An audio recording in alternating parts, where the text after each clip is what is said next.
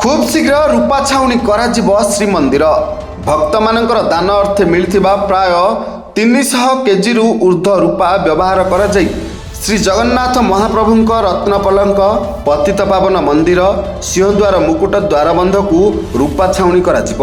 एने एक स्वतंत्र बैठक रे आलोचना करा जाइथिबा बेले सेवायत मानकु मध्य डिजाइन देखा जाइछि। तेबे पूर्व परिचालना कमिटी रे रूपा छाउणी संक्रांत रे विस्तृत आलोचना करा जाइथिबा बेले प्राथमिक भावे आगामी डिसेम्बर 25 सुधा पतित पावन मंदिर और एहार गुमुट बंध को रूपा छाउणी कराजिबाकु लक्ष्य रखा जाइछि। सेभଳି रत्न पलक और प्रभा आदि को मध्य आगामी वर्ष मार्च मध्य रे रूपा छाउणी करबा नै आलोचना करा जाइछि। एने सूचनायोग्य पूर्वर श्रीमंदिर भितरे और बाहर थिबा विभिन्न द्वार गुड़िक रूपा छाउणी करा जाइथिला। खूब शीघ्र रूपा छाउणी कार्य को कार्यकारी कराजिबा नै व्यवस्था ग्रहण कराजिबो बोली पूर्वतन परिचालना कमिटी सदस्य सूचना दैछन्ति। Bureau report Durga STV.